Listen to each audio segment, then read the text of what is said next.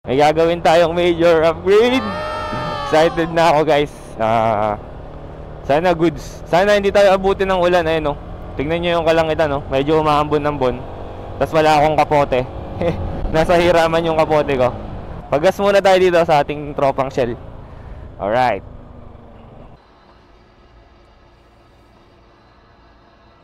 One, set. White shoes. Plus ulan. Hey.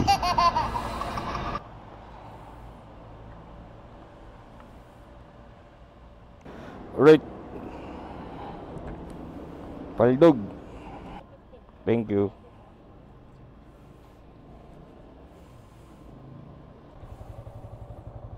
Hihi. Let's go. Huwag lang sanang uulan, please. Ano guys, kamusta? Ang hangin. Naka -6 ata tayo or -8 gain.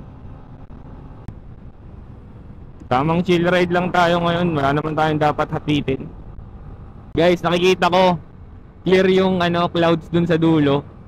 So sana magtuloy-tuloy to para hindi tayo ma-hassle mamaya. Kalawan na pala tayo. Time check 7:18. Kalawan Gaming. Malupit na upgrade na ni CK.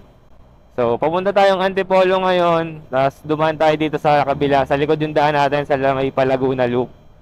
So tingnan natin. Wala si Sweetie, si Zane kasi antok siya. Baka delikadong bumiyahe pag antok eh. Baka akala natin nakaangkas pa sa atin mamaya. Nasa na, tulog na sa sahig. So ayun, pupunta tayo sa JCP. Kay Sir Cloyd Pilapil ng JCP Racing and Parts and Services sa may Antipolo. Ayun. Magpapaano tayo ng tatry natin yung UMA back pressure pipe, tsaka palit tayo ng ECU, UMA M9 ECU. Tapos tutune na rin, itutune or itotono na rin nila. Update guys, nag-suit muna tayo kasi baka abutin na tayo ng ulan. Ayun, oh. Okay, back to the road. Umuulan sa Siniloan. Nandito na ako sa Siniloan guys. Naka full gear na tayo ng pambasa. Alright. Ewan ko na lang kung mabasa pa tayo nito. Grabe, tas tingnan nyo yung sapatos natin. Baka magbasa. Salamat sa bayaw ko. Bayaw Dre Young. Salamat sa bota. Ayun, no? May nakasalubong tayo guys, mga ka-sniper.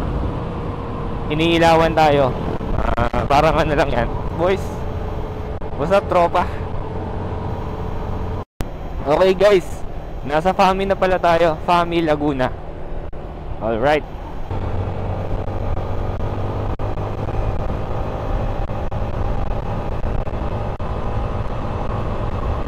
Update. May nakita akong logo dito. Nasa Mabitak na daw tayo. Mabitak Laguna na tayo. Alright. Paahon na to.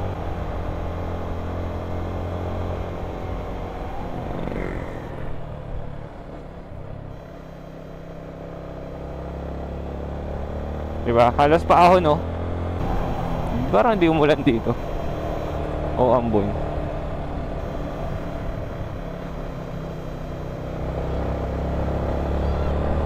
Ambon lang. Weird kasi ito pa yung kung ano yung bundok, dapat dun yung maulan. Pero dito wala nang halos wala nang ulan.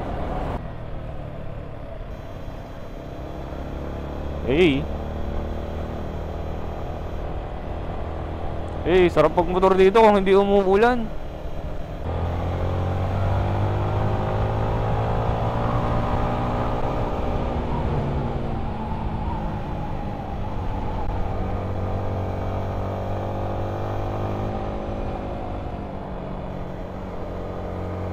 First time kong magmotor papunta dito, dumaan dito pa Laguna Loop.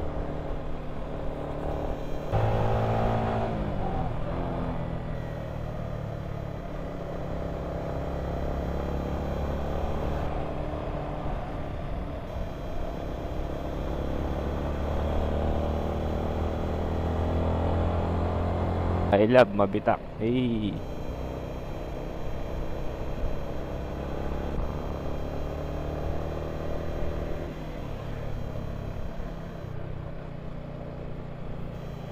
Wow! Ganda ng view. Sheesh! Wow! Ayun na yung windmill, guys! Oh, sheesh! Ayun, oh, laki. Abot kamay ang windmill. Ayun, boom! Close encounter with a wind farm, aka windmill. Kaso meron tayong nakita dito sa kalawang side.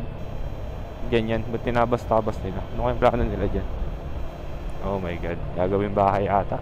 Awit or subdivision. Subdivision nga. Awit, sayang ang mga ano, bundok.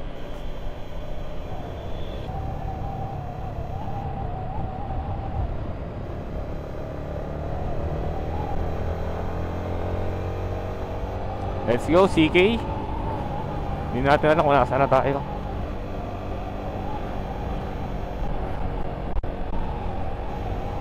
Nasa Morong Rizal na pala tayo. Alright, malapit na tayo sa Antipolo. Siguro mga 10-20 minutes. What's up guys? Nasa Antipolo na tayo. 9:30 na. Putik na yan. Anong oras pa matatapos to? Anong oras pa ako makakabalik sa bae?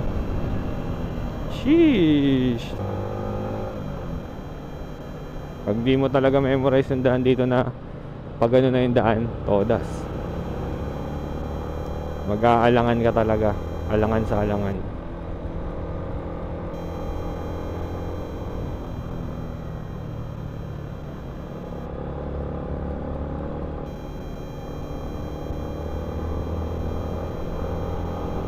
Stick dito kasi at least may bike lane dito.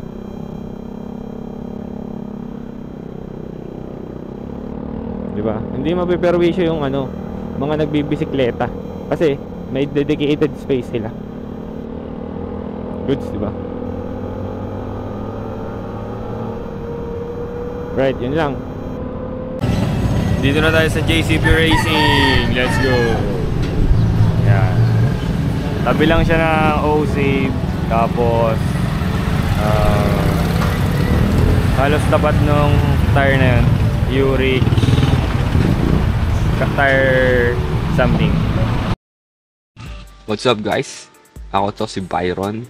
Voice over muna tayo kasi nagpapatugtog yung Team JCP dyan. So baka makopyright, sayang naman yung upload.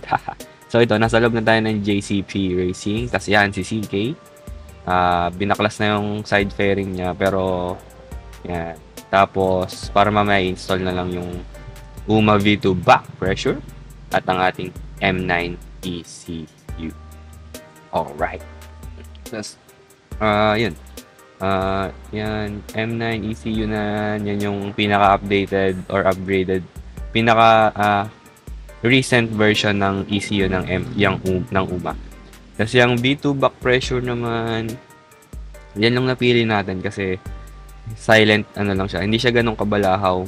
Normal na tunog lang, medyo may bass, base ng konti, pero pwede na rin. May dagdag konting HP na rin siya. So, ayun. Tingnan natin mamaya. Papakita ko na sa inyo yan kung ano itsura. Yan. Tapos dito, buksan natin. Papakita natin sa inyo yan yung itsura niya sa loob, yung UMA back pressure exhaust. Yun. Yan. Makikita nyo, halos parehas lang siya sa stock. Ang pinagkaiba niya lang is may bank sensor siya. Ayun. Sa taas. Tapos, yung tip niya medyo malaki yung butas. Ito naman yung UMA M9 unboxing lang. Yung UMA M9 naman, di ko pa kasi nakikita yung mga previous. First time ko lang kasi magkaroon ng ECU na ganyan. So, yun. So, sabi dyan, may parang mas nag-improve daw siya. Tas yung CPU or cores niya mas tumaas. Kaso, ang ano dito sa M9, kailangan bibilin mo yung mga ibang features niya sa app para magamit mo. Kunyari, yung backfire, yung may pag nag-RPM ka, tas biglang puputok, ganun. Yun yung nabibili. Kailangan i-unlock mo sa application. So, ayan na. What's in the box ng UMA M9? Yan na. Nandiyan sa harap nyo. Yan. Tapos, meron siyang parang cord sa ilalim. So, yung cord, parang di ko alam kung USB cord lang siya. Ayan. Para sa computer. O, ganun. Yun lang, guys. I-install na yan mamaya-maya. Let's go!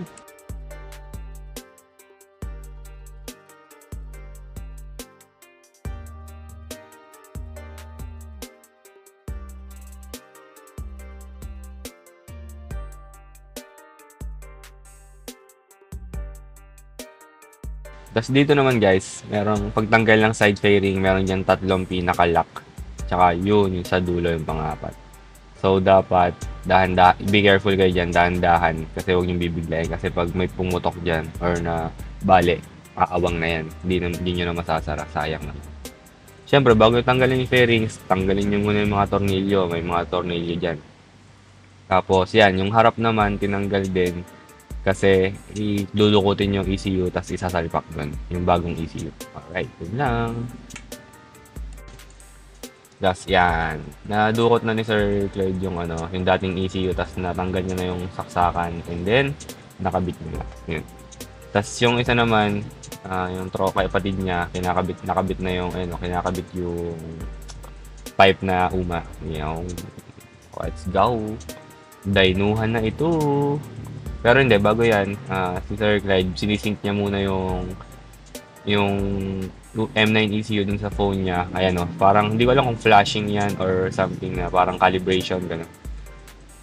Para pagka nagtotono, saktong-sakto. Yung.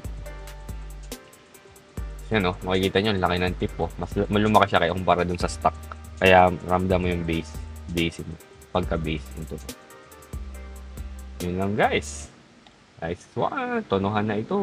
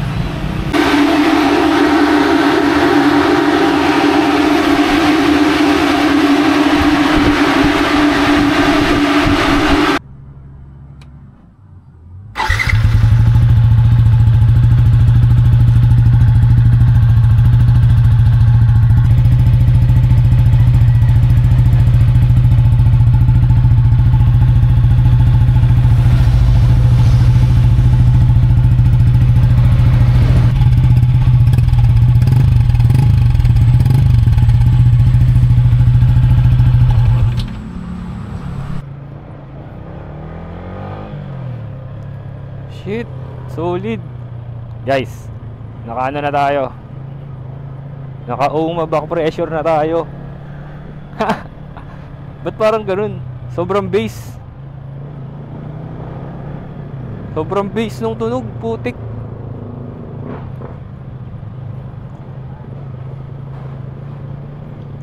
Wait. Natapos lang natin magpa-dyno, magpakabit ng Uma back pressure pipe, Uma V2 back pressure. Tsaka yung M9 ECU natin, guys. Tapos nagpatono na rin tayo kay Sir Clyde.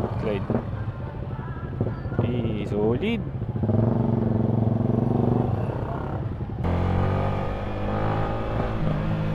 Grabe yung response. Responsive. Mas lalo naging responsive yung sniper natin.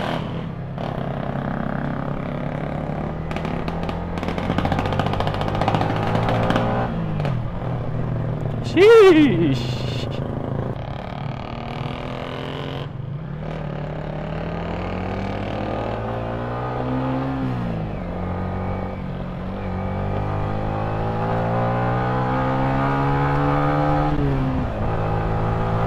Oh shit, ramdam na ramdam, sir.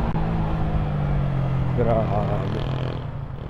Ayun naka-helmet ako, tas naririnig ko yung parang pagka-bass nung nung back pressure natin. Sheesh.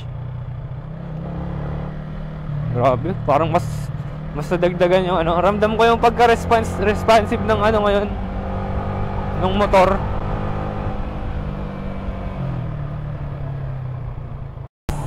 Ba-bass na siya ngayon yung tunog. Kasi mas lumaki yung tip nung exhaust, yung dulo nung pipe natin. Tapos nung tinono na ni Sir Cloyd, grabe, mas ano, mas naging responsive. Solid, recommended. Kung gusto niyo pumunta doon sa JCB at magpakabit ng kung anong trip nyo, pwede doon. Tapos may mga parts din sila. Mas maganda, message nyo lang agad si Sir Cloyd sa page nila, JCP Racing Parts and Services. Yan. Tapos yun, message nyo lang siya, responsive naman yun. Basta hindi lang busy. Hindi lang natin nakita yung ano, yung dagdag na HP kanina kasi yung dyno bed nila nagkaroon ng sira. Bale, tamang tono lang kanina. Tono lang yung nagawa. Okay naman yung AFR, goods yung AFR na tono. Tapos yung HP lang talaga yung di natin nakita. So if may time tayo, balik tayo doon. Pagka naayos na yung dyno nila, balik na lang daw ako doon, sabi ni Sir Cloyd. Siya na daw yung mag-ano, papakita niya lang daw sa atin yung HP gain natin. So yun lang guys, dito na magtatapos tong vlog natin. Salamat sa mga nanonood pala. Yan. Sa road to upgrade natin sa ating CK Sniper 155R.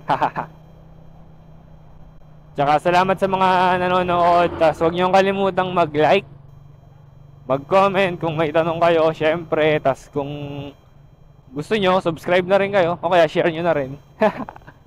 Ayun lang guys, maraming salamat. Yan, sabi ni Waze, traffic daw. Pero tingnan natin, nakamotor naman kasi tayo. Hehe. Ayun guys, sige. Mamba out. Byron D, signing out. Thanks guys for watching. Bye bye. Yahoo!